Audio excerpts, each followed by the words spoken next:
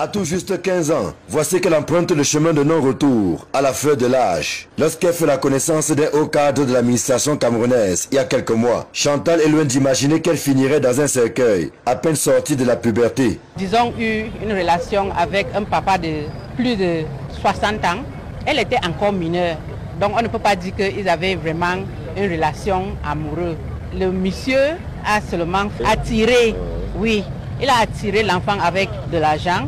De ce qu'elle nous a raconté avant de mourir, le monsieur lui a forcé, donc il a été violé. Et c'est là où elle est tombée enceinte. Il n'est pas inutile de rappeler que le code pénal condamne le viol, notamment à son article 296, qui punit d'un emprisonnement de 5 à 10 ans celui qui, à l'aide de violences physiques ou morales, contraint une personne, même pubère, à avoir avec lui des relations sexuelles. Le bourreau que la famille et les avocats ne souhaitent pas citer pour l'instant s'est joué de la naïveté de la jeune fille et a mis en exergue l'épaisseur de son porte-monnaie pour lui arracher de force sa virginité. Faisant suite de cette affaire au monsieur, et il lui a donné les médicaments traditionnels. Elle a pris ça pendant une semaine et elle a commencé à saigner. Et à l'hôpital, on a donc constaté que le truc qu'elle a pris a détruit certains organes internes et tout ça. Et c'est comme ça que l'enfant a rendu là. À cause de crise anglophone, son oncle qui est ici à Yaoundé l'a pris.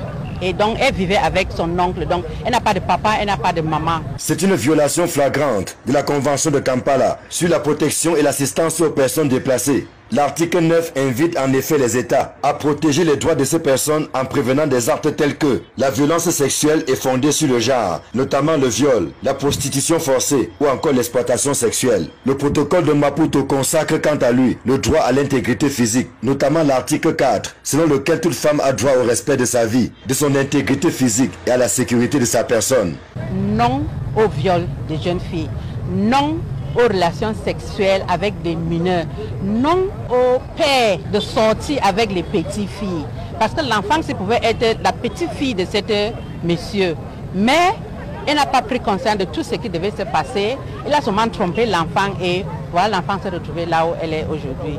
En mettant sur la place publique ce cas, qui n'est pas isolé, la famille éplorée, ainsi que les avocats et certaines organisations des droits de l'homme, voudraient non seulement que justice soit rendue, mais également que cela serve de leçon à une certaine jeunesse attirée par le gain facile et de mise en garde aux prédateurs sexuels qui courent derrière les mineurs et les personnes vulnérables. Pas pour faire pour que Chantal revienne parce qu'elle ne va plus avoir Chantal.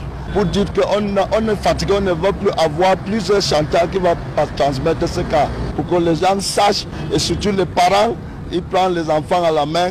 C'est Chantal aujourd'hui, ça peut être pour l'autre demain. On fait ça aujourd'hui pour que ça soit comme pour déterrer les autres petites filles, pour faire attention aux gens qui sont dehors. L'argent n'est pas tout. Ils doivent prendre au sérieux leurs études et laisser ça d'abord. Après un certain âge, quand ils seraient les majeurs, ils vont prendre les décisions conscientes maintenant et ils peuvent vivre leur vie. Les avocats de la famille ont déposé une plainte à la police judiciaire avec l'espoir que le statut de gros poisson dont joue le bourreau de la jeune fille ne fera pas obstruction à la manifestation de la vérité. Les filles qu'on envoie à l'école sont plus en danger contre la viol. Et ce qui est mauvais, c'est que ce sont les responsables qui font cet acte. Et ça fait mal de plus. Après cet acte, tu n'as rien à foutre parce qu'on dit que c'est le haut cadre.